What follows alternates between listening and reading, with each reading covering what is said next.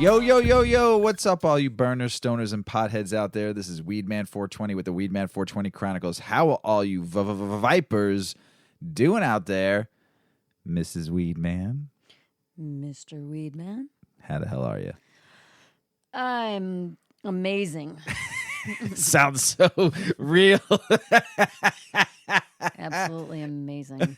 Absolutely fucking amazing. I love it. Yeah. Sometimes, you know what? It's got to be fucking amazing or it can't be fucking amazing at all. Yeah. I'll be amazing in about 5 minutes after I smoke that bowl that's staring at me. Right now, my head is full of too much information. Well, I got to say a couple things. Yep. I got a new chair today. Yeah. A friend of the show, well, actually our tech T, had bought some used chairs. What kind of chair is this that I got? It's a Herman Miller. If anybody knows those, if you've worked in a large office, you've most likely had Herman Miller something, a desk or a chair along the line somewhere in your life. And They're I got pretty mine for cool. $75. Yeah, that's a big deal. It's pretty sweet. I'd like to say thank you, T, for making Mr. Weedman smile today, because I have been using a chair from the 1960s. That's been my office desk chair for about 8 years now. Yeah, it was like a mid-century modern waiting room chair, like a banker's waiting room chair, about as uncomfortable as one gets. Tell me about it. I've been sitting in that chair So for he's 8 gone years. from like the Ford Escort to the I don't know, like the What's your favorite Mercedes? maybe like a high-end Mercedes. I went Yes. creme de la creme. You It's did. not a brand new one. I mean, it's got It looks pretty brand new. it's pretty sweet. I mean, this chair is great. I've been using it for the last couple hours, sitting here working on the podcast and reading some notes. And I tell you what, I'm all smiles, and my back will be all smiles using this chair moving forward. So, Mr. Weedman is happy and That's amazing. good. This chair is That's amazing. Good for you, Mr. Weedman. I'm happy you're happy. I got to throw some shout outs here. Our very good friend of the show, Wes, Earl217 on Instagram, he's releasing his first lines of beans, of genetics ever. And it's going to be purchased to the public on November 5th and November 6th. And you can, at Josephine Fine Cuisine in Springfield, Illinois. And then they'll be at the Your Life _ Your Art show alongside so much dope stuff that he's going to be selling. And you'll get a cute little box with his beans in there and some awesome stickers. So, Wes, Earl217, good luck on your sale. And hey, listen, I've grown your stuff. And if anybody out there is looking for some great genetics, look at our boy Earl217. Go on his Insta and find out when the sale is actually in the Is time. that Earl like EARL? Yeah. Earl217. Earl217. Yep. So go check him out. He is the man. His genetics are phenomenal. And reach out to him. Ask him about his genetics. He'll be happy to answer and stuff like that. Also, we got a candle from a very good friend of ours. Yeah. And it is Kyla's Candles. Mhm. And they smell fantastic. We've been using her candles now for a while, but we got a new one from her. We're being Testers.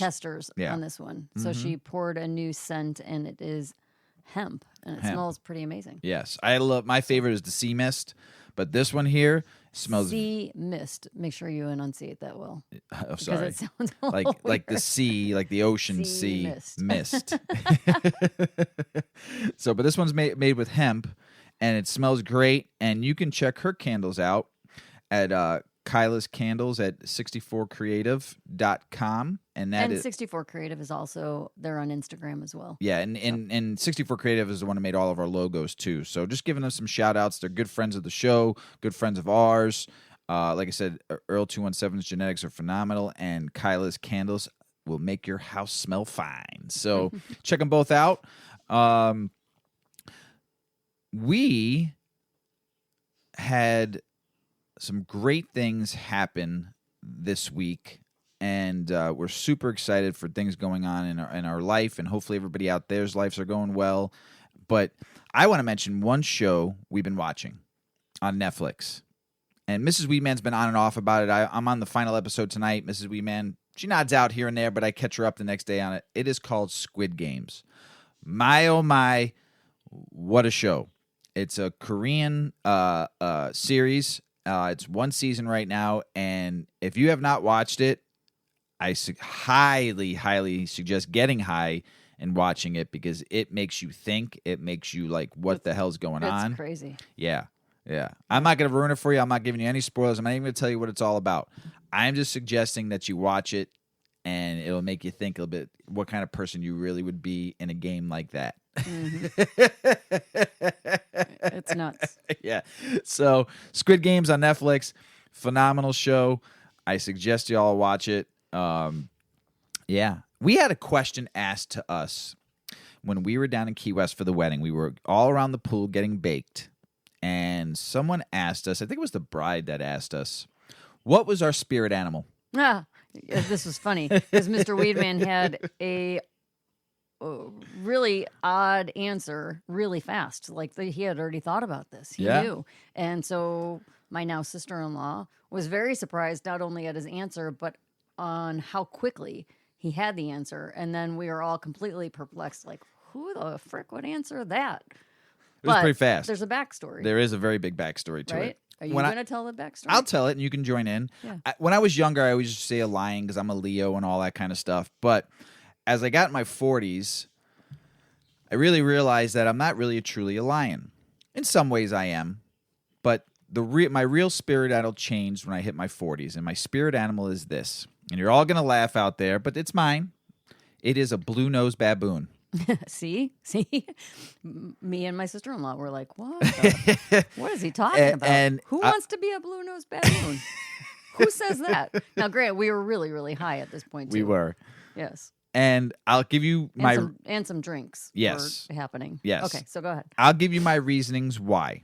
The first one, a blue-nosed baboon is a dominant male of a tribe of baboons. And when I watched an animal series about blue-nosed baboons, yes, I am a nerd. I love animal shows.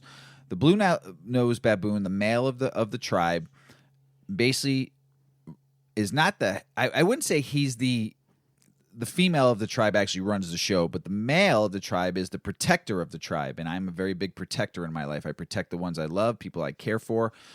Also, he is very, very, very dominant over and protective of the children of the tribe and the females, and he's the male, so he's very dominant over other males and runs the show when it comes to that. There is another reason why, though, and this is the real reason why. How many of you out there have ever watched The Lion King? I would say most people have. Most people have. I love The Lion King, but the reason why I love The Lion King is because of Rafiki.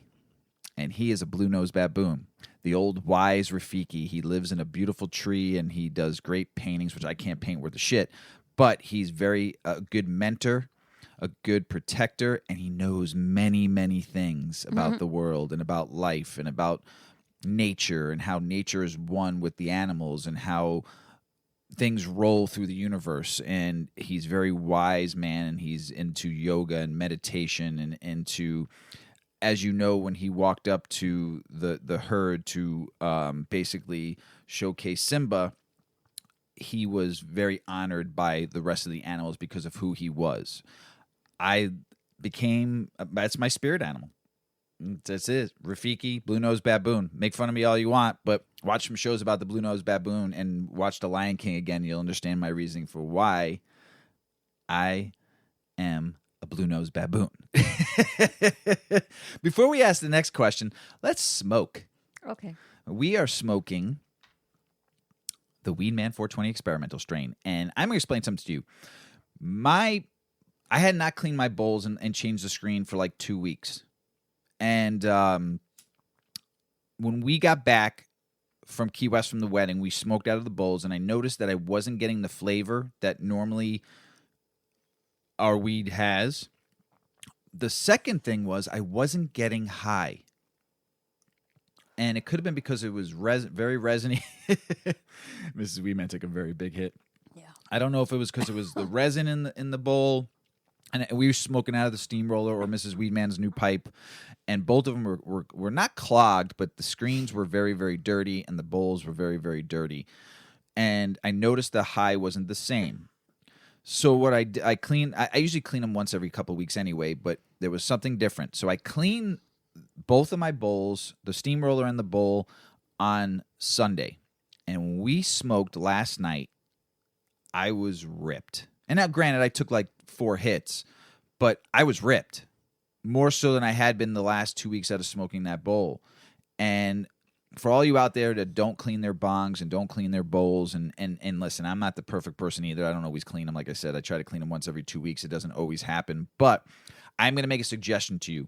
If you haven't cleaned your bowl in a while, or if you use a screen or don't use a screen, clean your bowl and let Mr. Weedman know how it tastes now and how your high is. Just my suggestion. I was ripped last night, and I've noticed that before. Your hits are cleaner. The smoke comes out cleaner. Clean your bowls. Clean your bongs. It makes a difference when you smoke. So, Mrs. Weeman, would you attest to that? Yeah, or I did it totally make a agree. difference? Yeah, you can get the flavor profile so much better.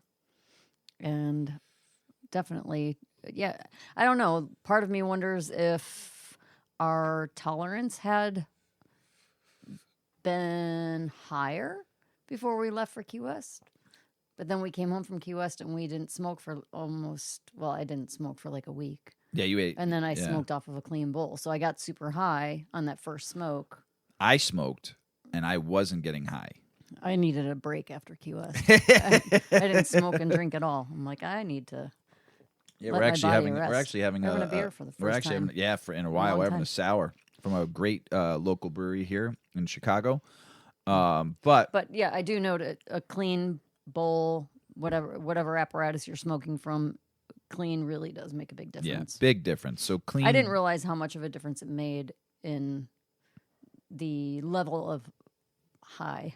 Right. And you know what else I realized? I say hi a lot. And I remember like pre-regular smoking when I was just starting to get back into smoking, and I would hear someone, especially Mr. Weedman, refer to themselves as being high. And it was just so, to me, like such a turnoff. Like, ugh, why do you say high? Like high to me insinuates drugs. Like you're trying to get high. You want to get high. And it just had like a very derogatory flow for me. I think it's but now I say it all the time because that is just what you are. And I think it's because it was drilled in our head when we were younger. Right. Being high is bad, McKay. You know, kind of. But I thing. think that high also kind of covers all drugs. Like any drug that you do, you're trying to achieve a high. Right. So it doesn't necessarily mean cannabis. And so for me, it's kind of that big picture of like addiction. Like you're trying to get high, trying to reach this place that takes you away from everything else. And now I can say as a regular smoker, it's not that. I mean, you're not getting yourself numb to the point of like not feeling as an addict might do with hard drugs. So the best definition of what you are is high. I'm high. You're just I high. like being high. Right. High. But yeah, but I'm sure that I'm not alone in how I felt about that word. Probably. You're sure probably that there right. were a lot of I'm sure people. there was a lot of people out there because it was drilled in their head with that it's bad. Yeah, and with the war on drugs and with the DARE programs and all that kind of stuff. You know, I mean, this is the commercial I'll always remember is when the guy threw the egg in the frying pan and fried up and said, "This is your brain. This is your brain. This is your brain on drugs. This is your brain on drugs." Oh my God, I remember that commercial was on all the time. all the time. So, you ready to get the show started? That might have been more of a commercial for Teflon pans because that was around the time that Teflon was new. So it was a little cross marketing, I think. Oh shit. Okay, sorry. Didn't yes, they find out that Look, Teflon pans like leached into your food and made Well, you yeah, because people would use sharp things to cook, and then it would scratch the Teflon, and then the Teflon would get into your food, and then it can be cancer causing. But maybe they don't use Teflon anymore. Maybe it's different. It's still a chemical treatment. Right.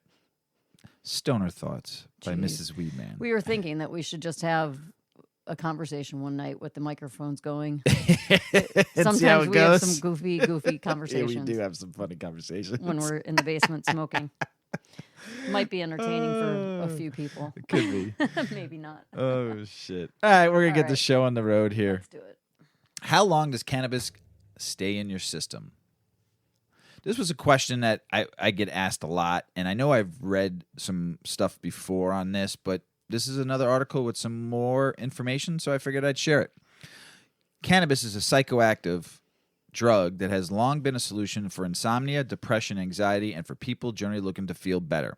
Some people smoke cannabis for spiritual reasons, some do it for health, and some must enjoy feeling chilled out. I'd love feeling chilled out.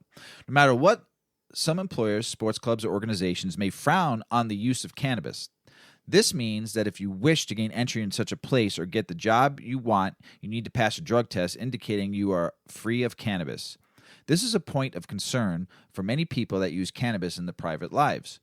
So you must be ready to pass a drug test. But how can you do such things, especially if you have been using it heavily or often? Several factors affect your drug test results, including levels of THC in cannabis you are using, frequency, and hydration. Many of you have seen some myths online about how to detox and pass your drug test. Maybe some of you have considered using synthetic urine or getting some from a friend.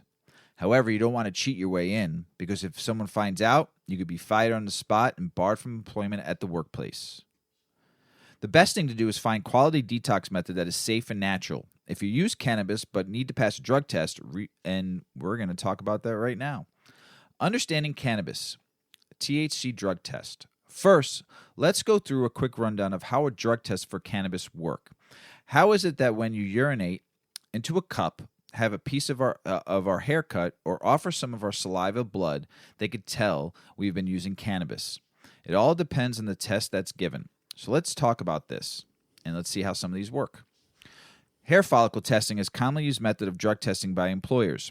A sample of a person's hair is used to figure out if they have used drugs during a specified time. I got it right. Mm-hmm. The hair is taken from close to the scalp, and 1.5 inches that are nearest to the scalp are shipped to a lab for ELSI or GCMS test. Once this is complete, the test shows whether the person has used drugs within the past 90 days. Urinalysis testing looks for the recent use of drugs that it can help employers see if you have been used a wide range of substances, including cannabis. The approach used is GC-MS. The latter is far more reliable and looks for a larger group of substances. Urine screening is designed to look for drugs in a shorter duration of time. For example, did you know amphetamines remain in your urine for only 3 days? Meanwhile, in hair, amphetamines can be detected up to 90 days or longer. These are the most common forms of drug testing, but you might also be asked to take a sweat, blood, or saliva test. Why do employers, organizations, and sport clubs require a drug test? Some of you might wonder. I'm wondering right now. Am I being targeted? Chances are no. Many places need a test so they can be assured you are playing your sport, doing your job, participating in any activity without the help of illegal substances, or while your mind is altered.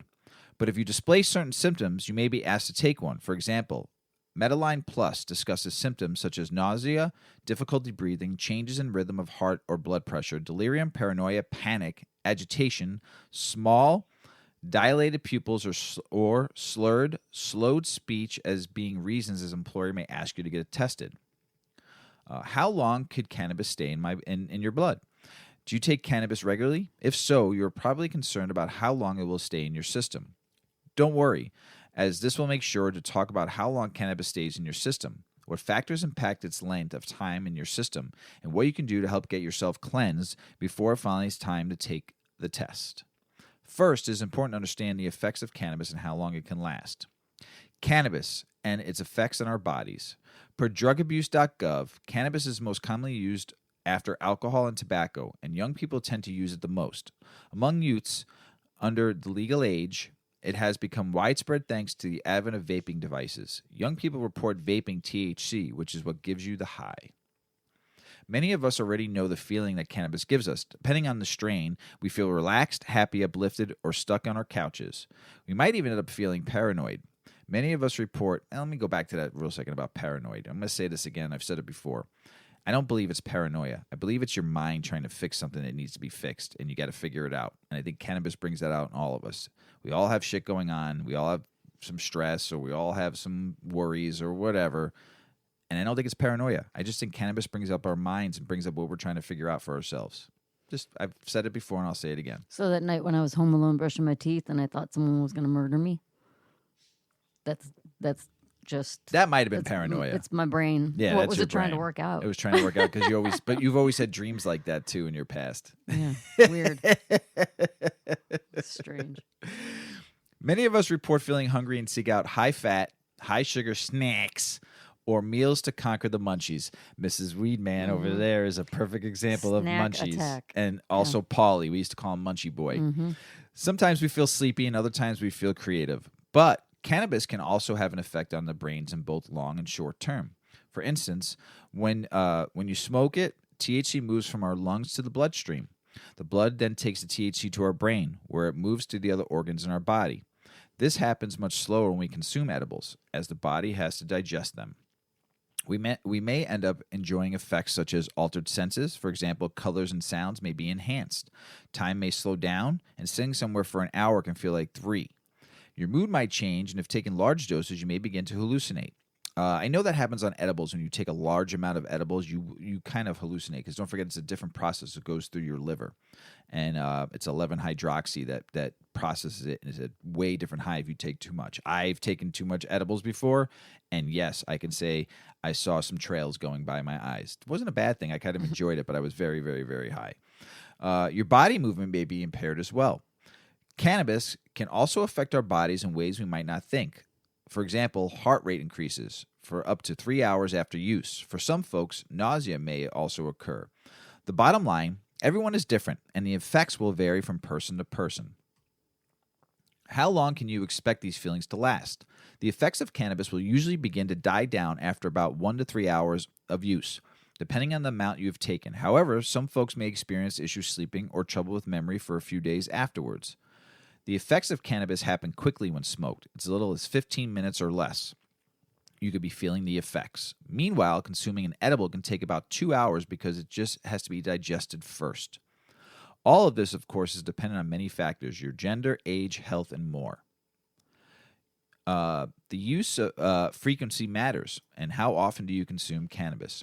In bodily fluids, says Healthline, cannabis is detectable for up to 30 days after using. This will vary according to the person, but this is the baseline of what you can expect. If you are taking a hair follicle drug test, expect it to remain in the hair for several months. The detection will depend on how you have ingested or smoked and how often. Generally speaking, more frequent uses and higher doses are linked to longer periods of detection. For users taking cannabis on a daily basis, it can be detectable for several months since it was used last. For some people, that extends beyond the 90-day mark. Drug test measures cannabis metabolites, which stay in your system after the effects of the cannabis have worn off. For those of you asked to take a urine test, occasionally users of cannabis can expect it to stay in your urine for 3 days, moderate users for 7 days, chronic users for up to 15 days, and chronic heavy users for more than 30 days. It's also worth noting that cannabis metabolites bind the fat molecules of the body, so it could take a while for them to leave your system, depending on your body mass. What if you're asked to take a blood test? For 1 to 2 days after use, cannabis may be detected in the bloodstream. However, chronic heavy users can expect to last longer in their blood. If you're asked to do a saliva test, occasionally users can expect to remain in their system for up to 3 days, while chronic users can expect to remain up to 29 days. This is because cannabis may get in your saliva via smoking or exposure to smoking. The metabolites are only part of one saliva and has been ingested or smoked. This method is most commonly used in roadside tests in areas where cannabis is legal. Hair testing is also a commonly used method of drug screening, and after its use, cannabis reaches hair follicles through small blood vessels where trace amounts can remain. Therefore, drug screens will take a 1.5-inch segment of hair near the scalp to detect cannabis usage for the past 3 months. Potency makes a difference. So how potent is your cannabis? The potency of your cannabis also makes a difference with how long it remains in your body. More potent cannabis bud products will have higher THC levels and last longer than weaker ones. Unless we buy our cannabis from a dispensary or have the equipment to test potency, it is impossible to know how much THC is in it. The type of drug test you'll be asked to take also makes a difference. As they mentioned in this article, cannabis stays in our blood and bodily fluids for various amounts of time, depending on how much we use, its potency, and how frequently we use it. If you need to take a drug test, what can you do to do it safely? Although cannabis is slowly beginning to become recognized for the ability to help, some employers still wish to maintain a drug-free workplace, so you still could be barred from employment, sports, or other organizations. With that being said, passing your drug screening will depend on how quickly you can purge the THC metabolites from your system, the type of drug test you will be asked to take. While you now understand how long it will approximately take to rid of your system of cannabis metabolites, the type of test required will also play a role. For example, a saliva or blood test will require a 3-day detox for intermittent users. But for those of you asked to do a hair follicle test, you could have to detox for a total of 3 months before you can be certain the cannabis has left the fatty follicles of your hair. Most of you job seekers will probably be asked to take a urine test. This is the most common method of drug testing prospective employees, and you will need to detox for up to 10 days before it's time to take the drug test. Make sure you abstain from all drugs, including nicotine and alcohol, for this period. Then, when it's time to implement a detox method, you have a higher chance of passing your drug screening. Do not try to think of ways to cheat the test. First, this is not morally correct. That's the writer's opinion.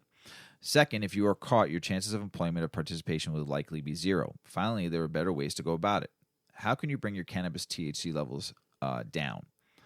There are a few ways to help your body detox faster from cannabis if you have upcoming drug tests. These should be used in conjunction with your detox strategy, whether you use one of 5 options listed below or let your body detox naturally. First and foremost, cut out all drugs. Although nicotine and alcohol are legal, we advise cutting them out if possible. Also avoid social situations where cannabis may be present, as you would want to maybe smoke it or breathe it in. Second, get a water bottle. Fill it up to drink. Drink water will help you flush out and dilute toxins, and 64 ounces a day is recommended. You can find a water vessel you like or use an old milk jug to mark your 64 ounces for more convenience. Third, make sure your diet is healthy and balanced. Avoid junk food, fast food, processed foods. Instead, you should stock up on fresh fruits and vegetables, lean proteins, fibers, and complex carbs. You should do that anyway. But so a healthy diet will help you digest easier, and via urination and defecation, you could probably more easily get those THC metabolites out of your body. Next, get an adequate sleep. Try to relax. Go to bed early. It's important to get enough sleep because this improves the body's metabolism, which increases the likelihood you will pass the test. Lastly, choose the detox method that will work best for you. Here's 5 listed below. One detox drink. It's called Metal Clean Herbal Cleanse, Mega Clean Herbal Cleanse. It's got fruit flavors, tox flushed out 3 to 4 hours, ideal for people with high toxin levels. Toxin Rid, easy to consume, takes just 3 days to work, great for frequent users. Contains tablets, liquids, and dietary fiber. Cranberry juice, apple cider vinegar is a good one. Make yourself like a little elixir maybe. Lemon and water. I love drinking lemon water.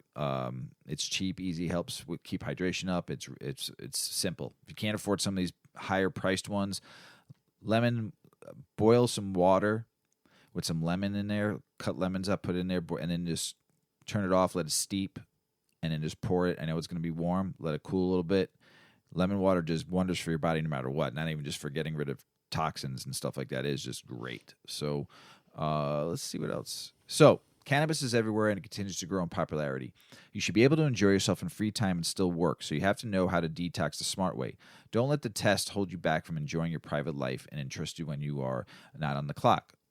Some of you may need to use it for medical purposes or for relief from anxiety or stress, but it can also be hard to explain to an employer your plight, especially if you don't have the medical cannabis card. As a result, remain vigilant and careful in the use and educate yourselves on how to detox. The legality surrounding cannabis is changing fast in some states. It's becoming legal, while others it's still restrictive. Your best bet is to follow local law regulations to stay up on the employer's policy in cannabis use so you can achieve balance of being a good employee but still enjoy your leisurely time. So I figured that would help. And do I think employers shouldn't test for cannabis anymore? 100%. But I don't own their businesses and they own their business. And if they want a drug-free workplace, that's them.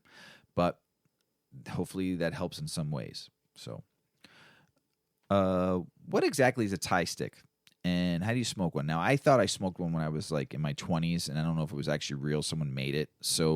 But I've always wanted to know more about Thai sticks, and they are from what I heard and read in the past and now, I mean, they're wonderful. So, Thai sticks are essentially the OG cannabis cigar. When rolled properly, they burn like velvet. So, how do you make one for yourself? And how come they're not as popular in 2021?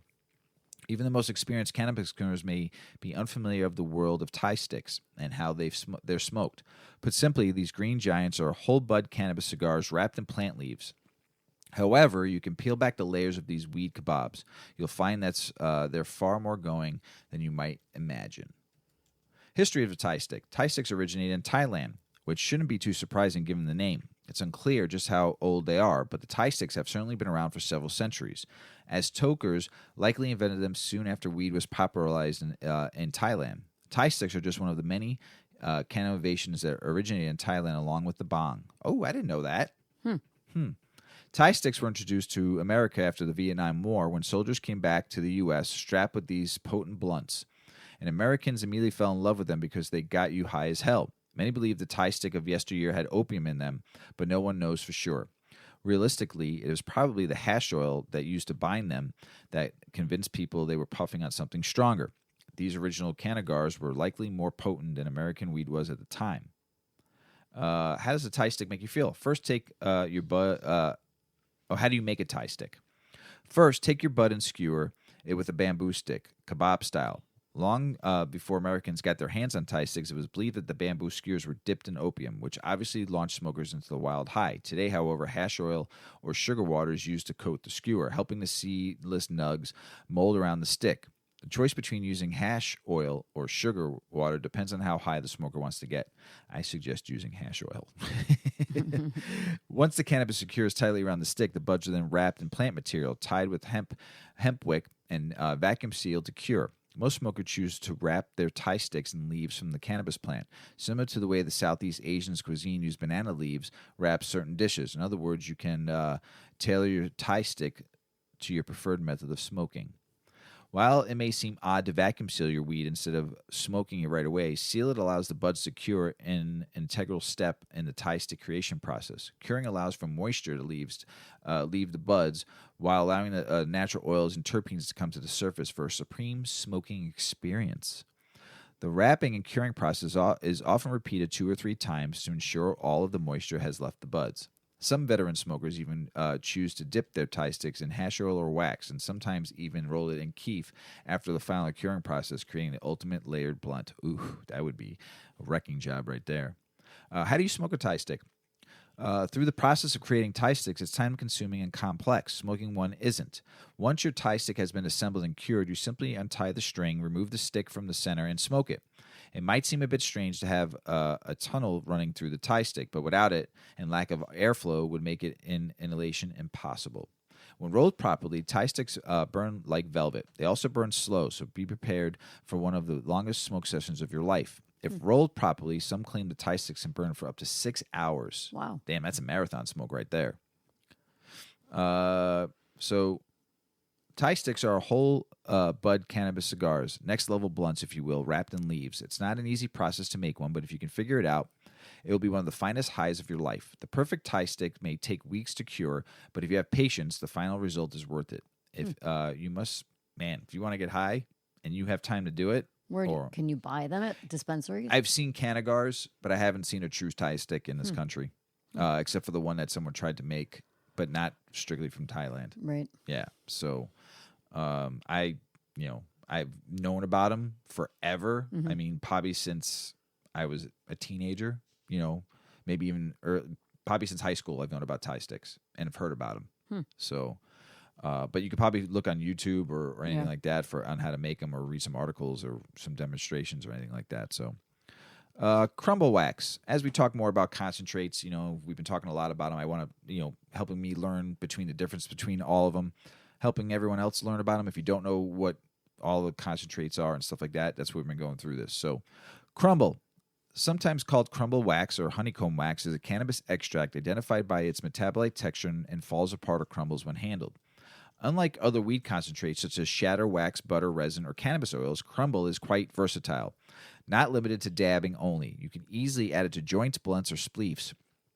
Or if you don't know what a spleef is, it's half tobacco, half cannabis rolled up in a joint.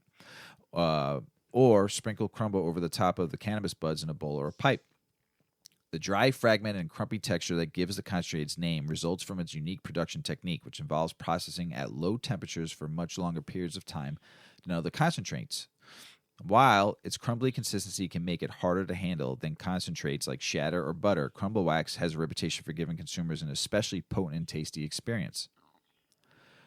Crumble is an extract, a form of cannabis concentrate produced using a solvent such as butane or CO2 in combination with heat and pressure. But unlike other concentrates, which are generally more viscous, this one is, you guessed it, dry and crumbly. In fact, it is one of the driest extracts on the market. Brands make crumble using either dried and cured cannabis flowers or fresh flowers that are quickly frozen in extreme low temperatures. In this case, the end product is technically classified as a type of live resin. Crumble wax is generally light yellow in color. It typically has a consistency of dry crumbs, but can also have a honeycomb structure that easily falls apart into more distinctive crumbly texture. Over time, it tends to change color, going from light yellow to amber. Because it's so crumbly and falls apart so easily, crumble wax can be a bit more difficult to handle than other extracts and concentrates, but its unique solvent purging process may leave inact a very high proportion of original terpenes and other key compounds such as THC, producing effects that can be ultra flavorful and potent. How to dab, crumble, and other cannabis concentrates. Dabbing is by far the most popular way to consume concentrates and extracts because concentrates are more potent than flower. Dabbing is known for producing a much stronger range of effects. Additionally, because dabbing uses high temperature to vaporize cannabis rather than burning it, the flavors and aroma you get from this method tend to be much cleaner and more robust. Dabbing crumble follows the exact same process as any other concentrates. Heat the nail, scoop some crumble onto it, and inhale the vapor. The key difference with crumble is that it's much better to use a spoon-shaped dabber as opposed to a flat-tipped dabber. This makes it easier to scoop the crumble out of the container and get it into the nail without any crumbles falling off. You can also use vape pens. You can actually put it in your bowl. You can roll it and put it in a joint. It's not restrictive to only using in a dab rig. How to smoke crumble. Versatility is one of the concentrate's biggest benefits, and there are several simple ways to consume crumble. In addition to dabbing, it's like other cannabis concentrates. You can also easily incorporate it into smoking techniques. An option to add it to joints, blunts, or spleefs. Make sure your extract is broken down into relatively small crumbles. Then fill your rolling paper or a wrapper with flour and sprinkle your crumble evenly across the top of the flour. Finish rolling, spark up, and smoke your crumble in Hans joint, blunt, or spleef the same way you always do. The flour-crumble combination contains much more THC than flour alone, producing a significantly heightened effects. You can also smoke crumble out of a bong or a pipe. Simply pack the bowl with flour, top it off with a bit of crumble, apply heat, and get ready for liftoff. How to store crumble. As with many forms of cannabis, properly storing crumble helps maintain its aroma, flavor, and potency, and slows down the natural degradation of the extract. Exposures to high temperature, moisture, oxygen, light speeds up the degeneration process, damaging THC and other cannabinoids. If this happens, you may notice your crumble become darker in color. You may also notice your crumble beginning to lose quality in terms of taste, smell, potency, and effects. The best way to ensure the longest shelf life possible is to store crumble in an airtight, light-proof container away from the direct light and out of extreme temperature. Glass or silicone is ideal for this. So I'm not really going to go through the whole process of how it's made. You can look that up yourself. But yeah, that's a little information on crumble. So more about edibles, Mrs. Weedman. More about edibles. And before you get started, noticing out in the market when I go to dispensaries, noticing the change where it's no longer being sativa, hybrid, indica, high, mid, low, or all around anymore. I'm noticing that a lot of companies are changing their wordage, and Mrs. Weedman is going to share this article and tell us all about it. Yep. Mrs. Weedman! So cannabis edibles makers are revamping products, the labels on products to attract new consumers. Cannabis edibles manufacturers are becoming more sophisticated by simplifying their labeling in a bid to woo customers and boost sales. Instead of labeling their products as sativa, indica, or a hybrid of the two, companies increasingly are using labels to tell consumers the effects their products are intended to deliver, such as energy, sleep, chill. Edible manufacturers are betting that newer consumers will better identify with a product that is marketed using simple, easy to understand terms versus strains and names that newbies might not grasp. The new approach taken by edibles operations is similar to what coffee and olive oil companies do when labeling their products, using terms such as balanced and sweet to describe a particular coffee, or bold and peppery to characterize an oil. Cannabis edibles manufacturers, however, are walking a tightrope. They must avoid making bold health claims that could draw a rebuke from regulators. Walking into a cannabis store a few years ago, you might have only seen packages of edibles labeled sativa, indica, or hybrid, no matter if they were made with distillate, isolate, or a full spectrum extract. A few of them might have added terpenes that actually represented the characteristics of a sativa or indica cannabis strain, but many wouldn't, meaning the only component of the cannabis plant the product contained was THC, or possibly CBD.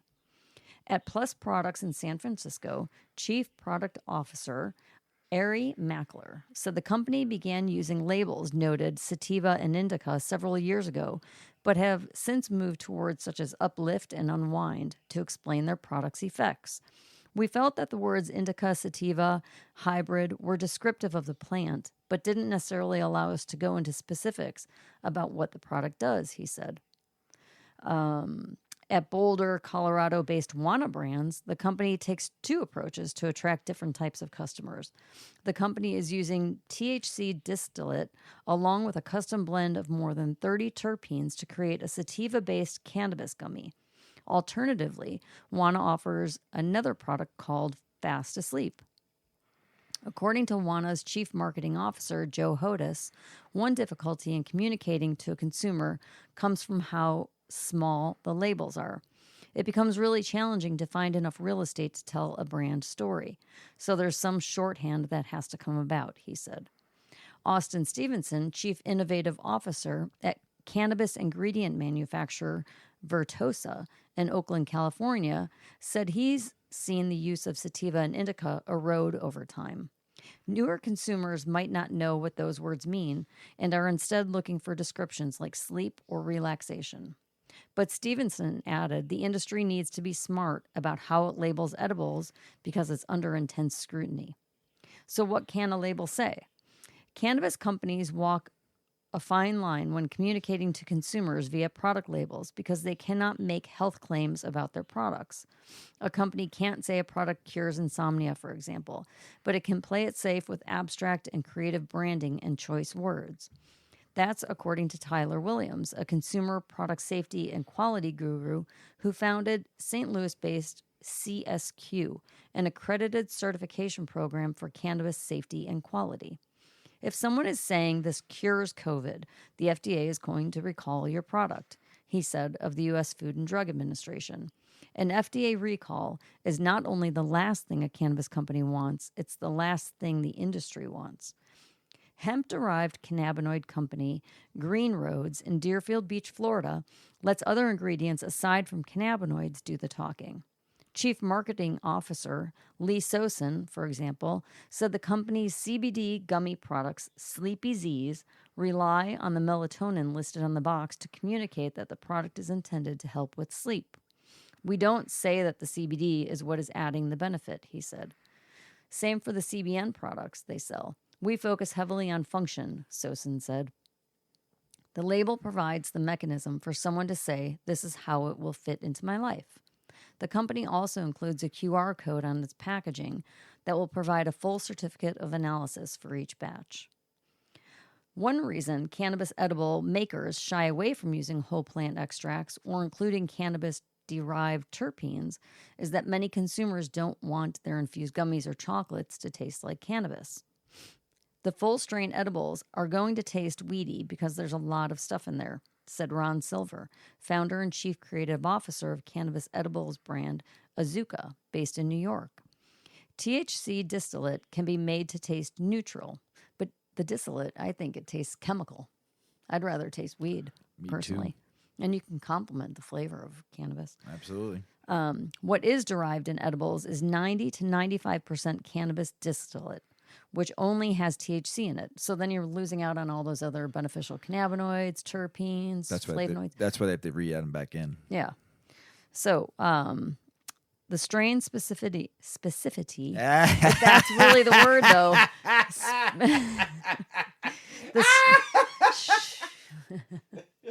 Jeez. Okay. I know. You have trouble with it now. I do too. It must be the weed.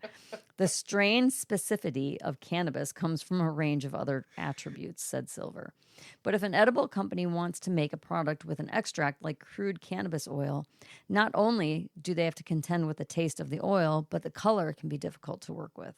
John Marshall, Chief Operating Officer of Deep Roots Harvest in Mesquite, Nevada, has a contract to make the popular cannabis edibles brand Chiba Chews. Chiba Chews have been around for a long time, like 2009.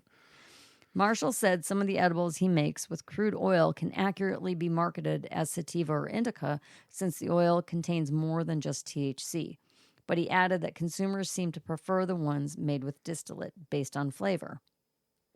Back in 2015, Matthew Mograbi, sales manager for terpene technology company Ibna, was making solventless rosin-infused edibles, and consumers said they preferred distillate-made products because they didn't like the hash taste. Although now, experienced cannabis connoisseurs are paying top dollar for live resin and hash-made edibles. Yeah, so there's some chocolates out there that use bubble hash or frozen hash. Well, we have live resin gummies. Yeah, and I mean, you can't taste the weed in no, it at all. I think it tastes better than having that distillate. Well, the distillate flavor. has no flavor, so it takes everything, it strips everything away, and you have no flavor. But it has a chemical flavor. It does, a little bit, especially if you smoke it. I've tasted some edibles that they taste great. Yes. And they're made with distillate, and I've Yes. tasted some edibles that you could taste it. Right. It just depends on the company and how they're making them. Totally, I agree 100%. There's some really, really good gummies. There's some good gummies out there. Mm-hmm. Is there more? Mm-hmm. Is there more? More what? Article? Yeah. Oh, no, I'm done. You're done? Yeah. Oh, Yep. all right. Something about Wana that was interesting, too. They are on a temporary full sale to Canopy Growth for like almost $300 million if it goes federally. Temporary? If it goes federally legal in 2 years. And there's a bunch of conditions. I've read an article about it. Contingencies. Yes. So, but Canopy Damn Growth, which is contingencies. also owned by Constellation, owns a little part of Canopy Growth, too, a Canadian company. So, whatever, we're going to see. It's going to happen. So bigger companies are going to buy out the smaller companies and see what happens. It's like Pac-Man. Gobble those fuckers up. Kentucky medical cannabis bill will pass if leadership has the guts. I'm not even going to say the courage. The guts to allow a vote on the What new are you, version. Italian? Sometimes. The guts. The guts. The guts. Protests in Mississippi call for medical cannabis legalization. Protesters gathered across Mississippi on Saturday to demand that Governor Tate Reeves call a special session to pass Mississippi Medical Cannabis Act, and he's been fighting, asking for it to be. He's playing pussyfoot, as they used to say when we were kids. Yeah, let's just put it that way. I like this, Missouri. They tossed some residency requirements for medical cannabis companies that a Missouri judge last week ordered a permanent injunction against the state's medical cannabis law requiring cannabis businesses in the state to be at least 51% owned by a Missouri resident. I think that's great. I don't know how other people feel about it, but I think it's awesome because not every company from all over the country and all over the world is going to go to Missouri and open up a dispensary or cultivator without it being owned by Missouri people, which, hell yeah, I'm all for that. I think that's awesome. South Dakota 2022 recreational cannabis campaign kicks off. Man, that fucking whole shit's a mess, man. When that passed last year and they screwed it all up. All right, Michigan, here's your cannabis sales. You increased 53% versus last year to $161.4 million in September, and you're still arguing about home grow and caregiver program. That's all I'll say about that. Nevada sold more than $1 billion in cannabis in 1 year, and this is their fiscal year from July 1st of 2020 to June 30th of 2021. So that's pretty big. And what's going to happen in Nevada this week? Let me tell you about it, Mrs. Weedman and everybody out there. MJ BizCon 2021 Oh, yeah. descends. October. It's That's this week. This weekend. This week. Yeah, this week. Upon Las Vegas. Oh, it's right now. Isn't it like the Yes. 17th to the 20th or something? Yeah. So MJ BizCon, all you fellow burner stoners and potheads and all the people that are going to Oh. MJ BizCon, 19th to the 22nd. have some Starts fun. tomorrow. Show what the cannabis community is all about. All you people, growers, vendors, everybody that's down there for this week, have fun. And like I said, just do it right and make cannabis look great. So here's a good one. We talk a lot about legalizing cannabis on this show. And in this article, it says, is there a better way to legalize it? States are generally following the same model for cannabis legalization. They don't have to. A cannabis legalization has grown into a political triumph. A standard model has emerged for how it should be done. Regulate cannabis like alcohol is the slogan and has dominated legalization campaigns since Colorado became one of the first 2 states to legalize pot. This is commercialized legalization. For-profit companies grow, cultivate, and sell cannabis. Some companies are expanding across the state and national lines and doing more advertising. Soon enough, the market for cannabis will look a lot like the market of alcohol, with large companies spreading brands to make big profits with smaller boutique operations take off here and there. So far, 18 states have commercialized legalization, and there are fights in a handful of more states as well as in Washington, D.C. to enact the model there. Some experts and advocates don't love this model. There are genuine concerns that the current commercial model of legalization will lead to big cannabis. A large industry that's similar to tobacco, alcohol, opioid industries has a powerful financial incentive to market and sell its products to as many people as possible, no matter the consequences for consumers or the public more broadly. But cannabis legalization and alcohol regulations, for that matter, doesn't have to look like this. As other states move to legalize cannabis, it's possible to follow an alternative model that might be able to achieve the same goal with fewer downsides. Alcohol regulations aren't working well for alcohol. An obvious question is, if the standard commercial model works for alcohol, why can't it work for newly legal drug like cannabis, too? But this model doesn't work well for alcohol, the nation's second most popular drug after caffeine. It's linked to nearly 100,000 deaths a year in the U.S. Hey, you know how many cannabis has had in a year? How many? 0. Nice. About the same as all overdose deaths, and more the combined death tolls of car crashes and murders. A different model could help. Previous research, for example, found that states that maintained a government-operated monopoly for alcohol kept prices higher, reduced access to youth, and cut overall levels of use, all benefits to public health. Cannabis is nowhere near as dangerous as alcohol. You can quite literally drink yourself to death. The same doesn't apply to cannabis. It's almost certain that legalizing cannabis the same way won't lead to the same bad outcomes. Still, there is some risk. A thorough review of the research by the National Academies of Science, Engineering, and Medicine found that cannabis possesses a variety of possible downsides, which can include a higher risk of respiratory problems if smoked, an increased risk of developing schizophrenia and other psychosis, or increased likelihood of car crashes, a general decrease in social achievement, and potentially some harm to fetuses in the womb. That's by that Academies of Science, Engineering, and Medicine. There's also the risk of addiction and overuse, as Stanford's Keith Humphreys put it in The Atlantic. In a large national survey, about 1 in 10 people who smoke cannabis say they have a lot of problems. Man, I don't know about that. They say things like, I have trouble quitting, I think a lot about quitting, and I can do it. I smoke more than I tend to. I neglect responsibilities. People will say, oh, that's just you fuddy-duddy doctors. Actually, no, it's millions of people who use cannabis who say it causes problems. None of that is to make an argument for prohibition, which produces its own problems, millions of arrests, deep racial disparities, and lifelong harm of a permanent criminal record. But if the model for alcohol hasn't worked well with alcohol, why immediately replicate with cannabis? Maybe the government or nonprofits can handle supply chains instead of for-profit corporations. Maybe people can grow, gift, and sell pot to each other. But mass commercial production is illegal. Maybe taxes can be way higher for cannabis than they have been for alcohol to deter excessive use. And if some of these ideas succeed, they could be applied to alcohol market too. Cannabis has relatively few risks, so getting this wrong might not be the end of the world, but it can make legalization go more smoothly. Why not explore other options? What alternative cannabis legalization models could look like? In 2015, a group of policy experts put together a guide to cannabis legalization, and the final report published by the RAND Corporation detailed a dozen alternatives to current cannabis prohibition. The 12 alternative ranges from tougher prohibition measures labeled extreme to total legalization without any real regulation. Among the ideas, communal own grow and distribution. I like this model. Under the model, there would be no formal cannabis shops and businesses. Instead, people would be allowed to grow, distribute, and use their own cannabis on a less formal basis. This would inherently limit the ability for big businesses to take off. This is similar to how cannabis legalization currently works in Washington, D.C., although with some notable loopholes. Government operates the supply chain. Much as some of the state and local governments do with alcohol, the model would put the government in charge of distributing cannabis. Uncle Sam would be the weed dealer. I'm not a fan of that one. That might sound ridiculous, but the ideal is that with less incentive to simply sell as much cannabis as possible, the government would have to weigh public health, safety, and other potential problems along with incentives for profit. Nonprofit organizations. Instead of allowing for profit companies to oversee the industry, the legalization model would let only nonprofits into the industry. This would, the thinking goes, limit the profit incentives to market and sell as much cannabis as possible, regardless of the negative consequences.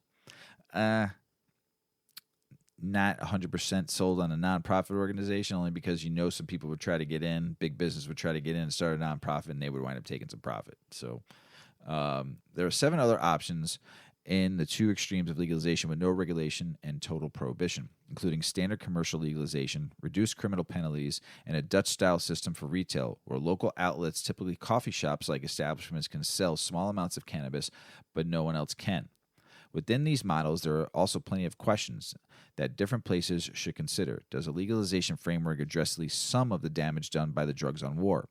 Does it provide economic opportunities to those who need it the most? What is the primary goal or benefit of legalization? And how do you maximize while minimizing the unintended consequences or downsides?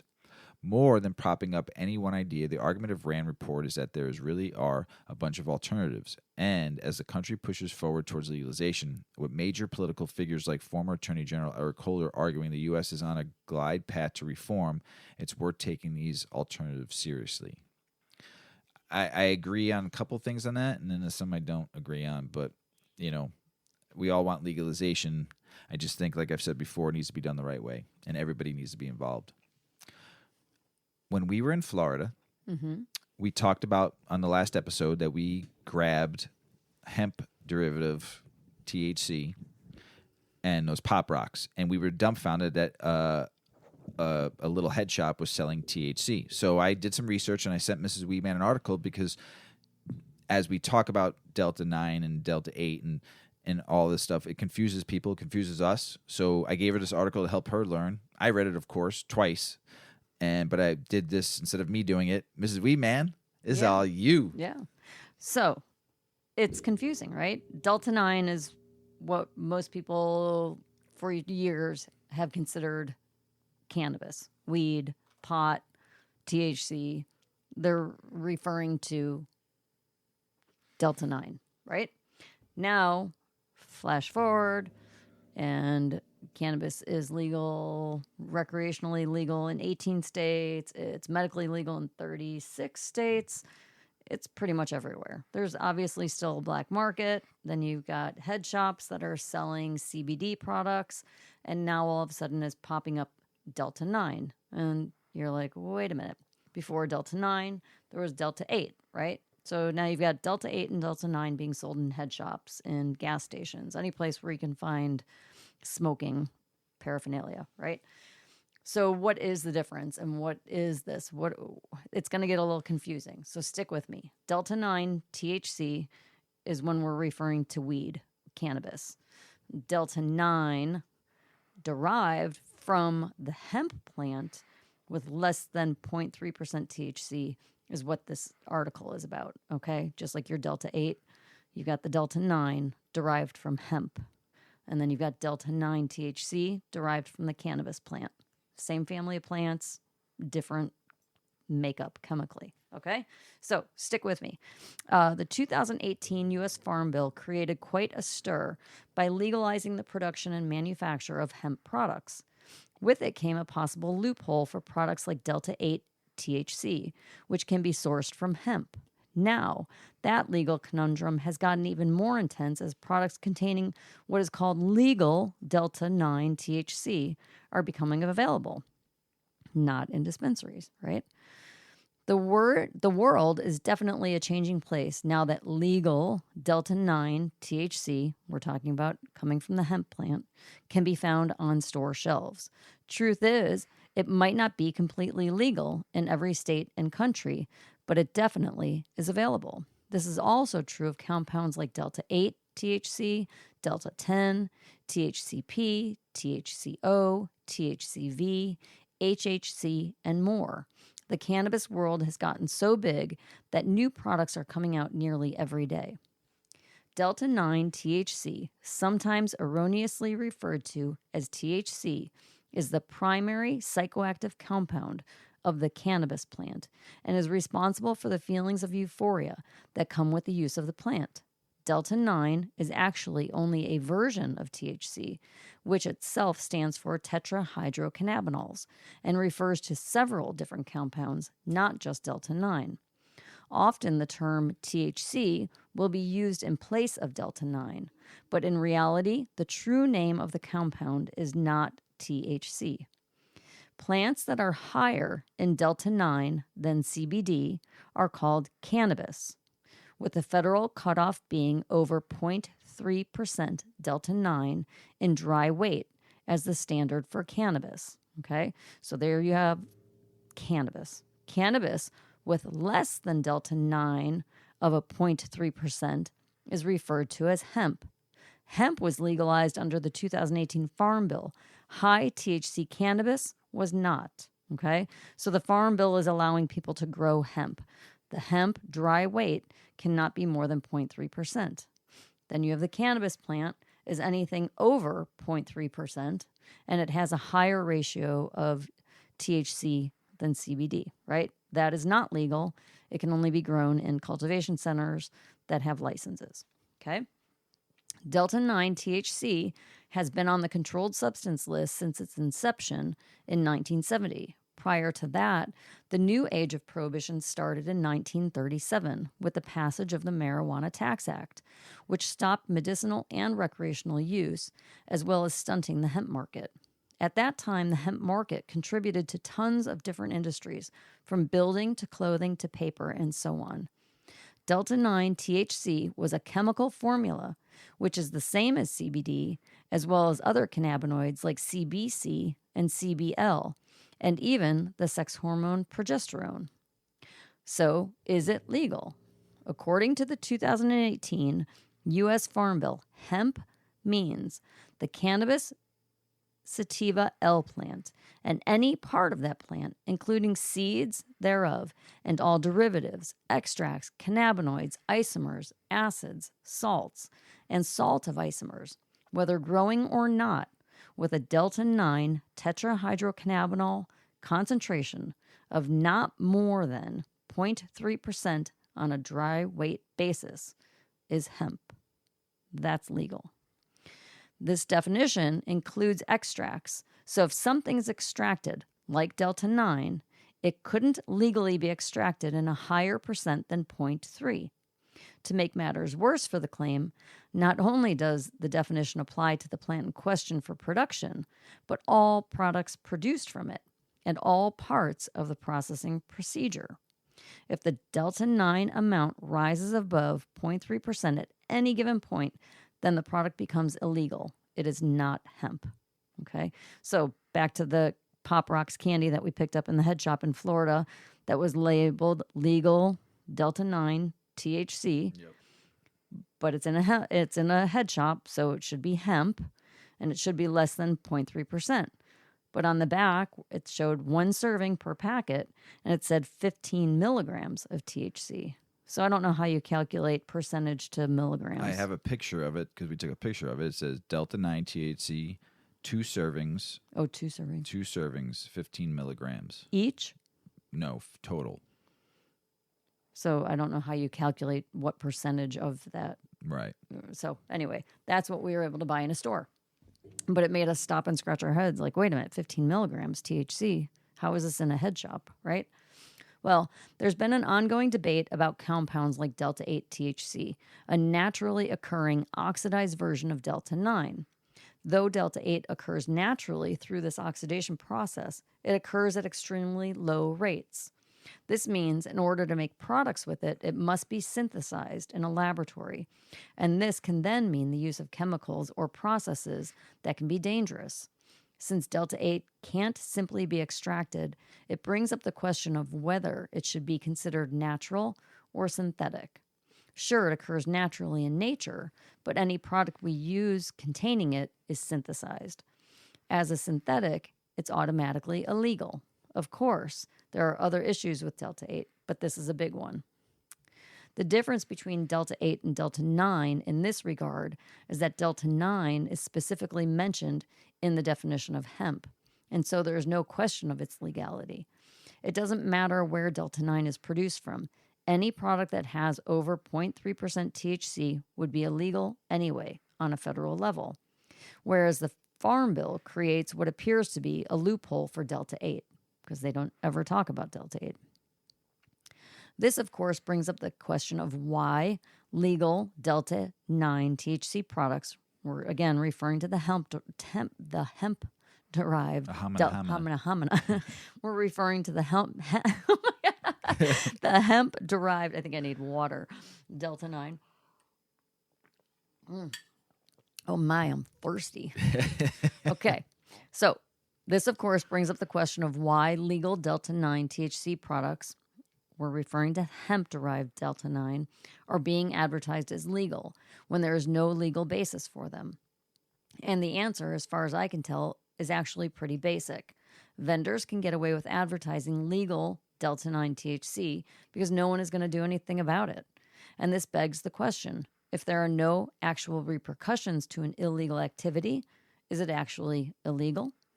Yes. Well, they are banning Yes. Delta 8, though, now. I think another state just did. I forgot which state it was. I'm sorry. But, yeah, they're banning Delta 8 now in a lot of states. That's good until they know what the heck is going on. 100%. There's no regulation on it. The idea of illegal depends on punishment. After all, if something is stated as illegal, but there's never a punishment for it, it creates a form of loophole. It's not technically legal, sure, but anyone participating also won't have to worry about criminal repercussions. It's a strange loophole that exists, which can be created by different factors. In this case, the factors seem to be related to the ability to police the industry, which, considering how many unregulated cannabis compounds are being sold from illegal dispensaries, it's just not happening. Take a step back and look at the whole war on drugs. This confirms the point even further. The U.S. government was never able to stop illegal cannabis trade and has been generally weakened by the majority of its states adopting policies that go against federal mandate. Plus, the government has gotten plenty of backlash in the past for continuously attempting to give criminal penalties to people legally using by state law. It's honestly hard to imagine the government really being able to do anything about it at this juncture. So what about actual legal THC? The truth is, the U.S. government knows it has to pass a bill very soon since it can't keep its states under control. The U.S. government has 2 bills currently working their way through Congress, which would each work to end cannabis prohibition, though in slightly different ways, and with different laws and regulatory measures. The MORE Act is a decriminalization act, which would also work as somewhat of a legalization measure. This is because it institutes tax rates on cannabis products, something that can't be done in a simply decriminalized market. This bill passed the House last year but didn't make it up to Senate before adjournment. It's up for another House vote this year to continue on.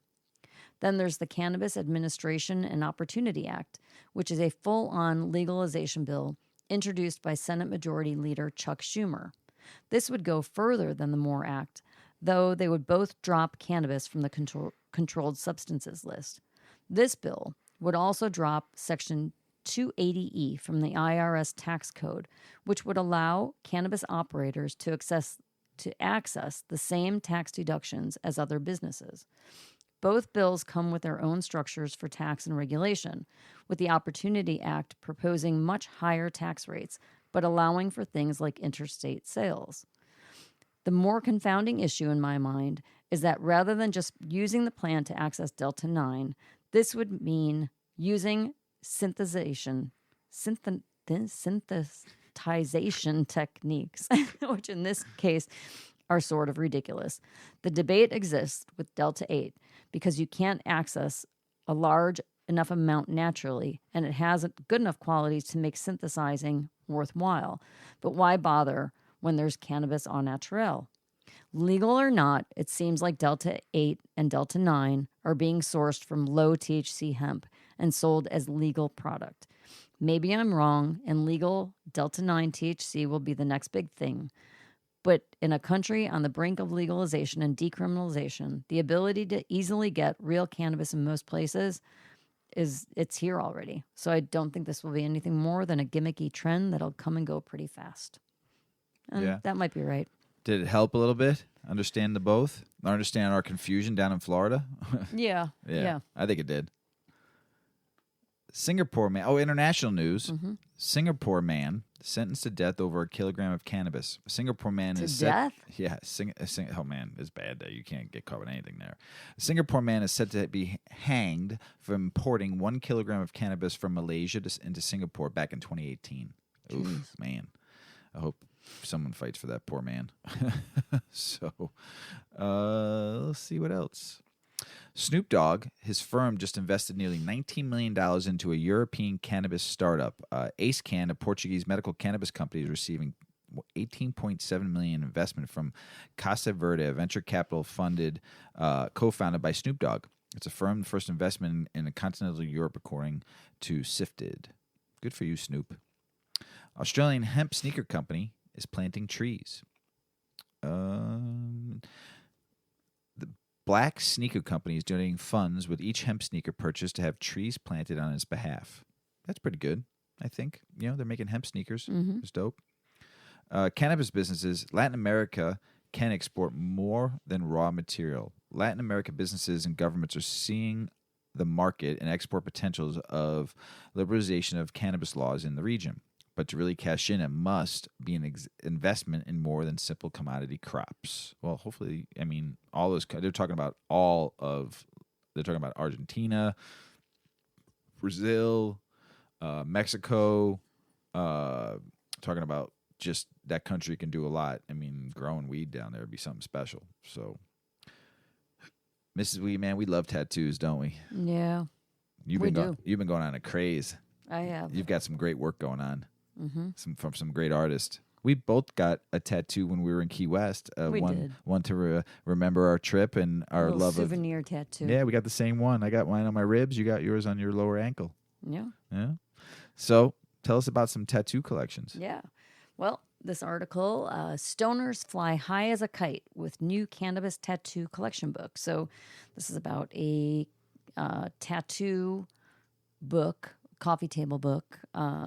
It is called High as a Kite, A Guide to Marijuana. And it is not, as its many co-authors have stressed, a guide to growing marijuana, but rather a collaborative effort by creatives to showcase the beauty of cannabis through tattoos. Here's another way of putting it. High as a Kite, a collection of cannabis-related tattoo art collected from across the country, is an extremely dope, must-have new coffee table book born from the passion and imagination of a Houston-based tattoo artist. Houston, we have a problem. Houston, we do have a problem. I can't speak. A Houston-based tattoo artist named Danny G. For most of his early life, Danny, who was born in Colombia and raised in Texas, didn't know how to draw and never picked up a paintbrush. But he was so obsessed with the look of and the ideas behind tattoos that he reverse engineered the process.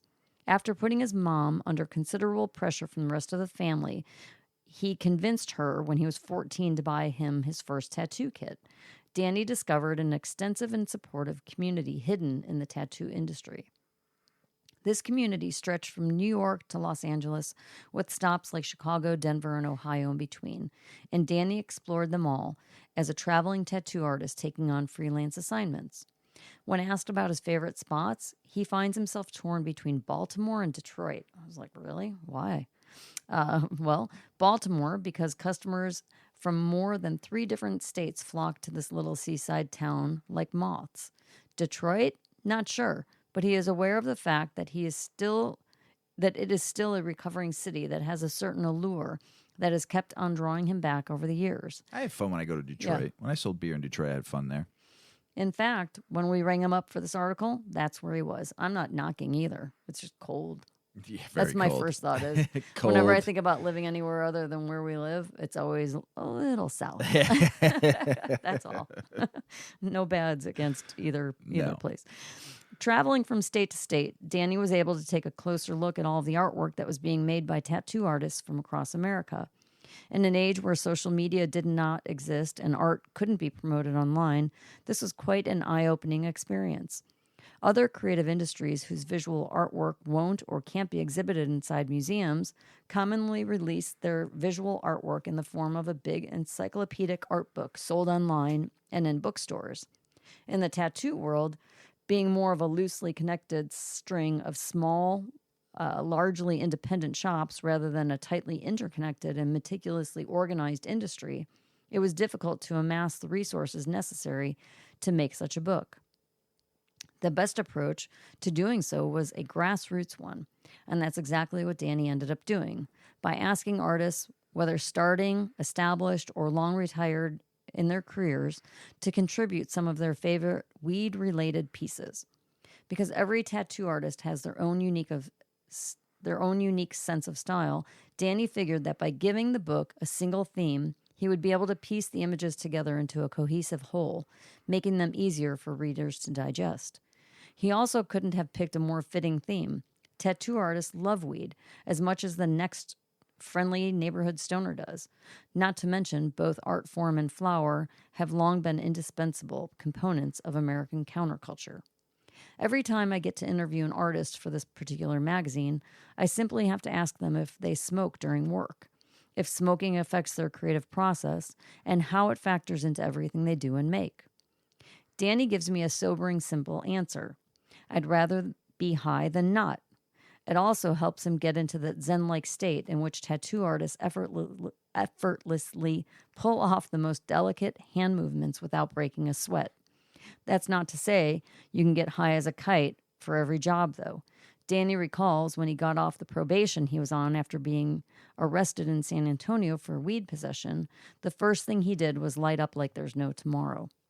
This would have been fine had he not arranged to tattoo an image of an M.C. Escher-like complexity onto the back of someone's neck. Well, if you know, M.C. Escher drawings are like pencil sketches of it's like a labyrinth of stairs or doorways. Really tough. Yeah, very intricate.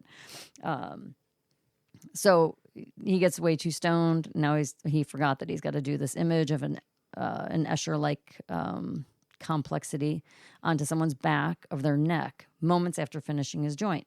So Danny's advice, don't smoke too much, at least not until you're done with your line work. High as a Kite is not only offering tattoo artists a way to exhibit their work to large numbers of people, but the book also enables its readers to enjoy said work without having to put it on their bodies first. As for Danny, he's doing the best he can to help the tattoo world stay connected, a goal that he says has already become much, much easier to accomplish thanks to social media platforms like Instagram. Another thing that's worth noting is that 10% of all proceeds from High as a Kite are donated to the Last Prisoner Project, a nonprofit organization that provides legal advice to and lobbies on behalf of people who have been incarcerated for cannabis-related crimes. For Danny, whose previous collaborations and projects donated money to food banks and homeless shelters, this cause feels particularly personal. While he walked away from his ordeal with only a probation, others have been put behind bars for years. It's only fair, Danny says, if you're making money off of weed, you should do your part to help. A man of his word. Pre-orders for High as a Kite went live on 4/20. As fresh prints of the book are arriving from overseas, Danny has his eyes set on the second volume. He already knows the theme, psychedelics. He said he did ayahuasca when he was little. Little. Who does that when they're little? He did. So he's looking forward to this one. So pretty cool. I'm gonna have to look for that book. Yeah, we'll have to throw him a shout on the, Yeah. when we publish the podcast too. So it'd be kind of cool. My tattoo artist that when I got it redone on my upper right arm, his name was Stoner Eddie, and he smelled great. Oh yeah. Oh my God, that was spontaneous. That was another trip to Florida. Yeah. Whole family trip, and we're like, oh, you should go in the tattoo shop and get your tattoo fixed. 7 hours. 7 hours later, Later. he comes out with the Shiver Me Timbers. Oh, I He's was like, ink yeah. poisoning. Yeah. It was a Little big too tattoo. much. I mean, it's a half my God. sleeve, and he recolored it for me and We played fixed on it the a little bit. beach. We had lunch. We Oof. did all sorts of things. Stoner Eddie, wherever you're at, brother, you smelled great during the whole time. Every time we take a break, you come back smelling better and better. So, it's almost Halloween, everybody. So here's some classic horror movies to watch this Halloween season. One of my all-time favorites, A Nightmare on Elm Street. Ew, ew, off of the boiler pipes. Freddy Krueger. The Exorcist. You know, I saw that fucking movie when I was 8 years old. Yeah, I probably did too. My parents and our family, it was probably like 20 people in the basement all watching it, and all the kids were watching it. I think I had nightmares for like a month after that. How could you, like, when she stood up in that bed, straight up, or she was sitting down and her head turned and spinned, and she puked Wait, on the Poltergeist? priest? No, The Exorcist. Oh, that one too. 8 I years saw- old. Yeah, I was. Yeah. Are you kidding me? That's number 2. I'd never seen this one. The Babadook? Duke. That's what it says. If it's a world or if it's in a look, you can get rid of. Psh, I never seen that one before. Scream, another scary Nah. one. This is a good one. Which one? Carrie, Ugh, so good. cult classic. Yeah, it is. The Blair Witch Project, which I thought was Yeah. meh. The Shining. Oh yeah. Yeah. We saw that in the drive-in theater. My brother broke out in Ooh. the sweat. That was like, and I don't even remember when it came out, but That'd yeah, be I was intense. very young. My parents took us. Hmm. Rosemary's Baby. It's scary, but not scary. It's more of a thriller. The original Halloween, and then there's the new Halloween that just came out. I heard a lot of reviews on that. It's only on Peacock though, which I don't have, but everyone said it's pretty fucked up. The Silence of the Lambs, Ooh, another good one.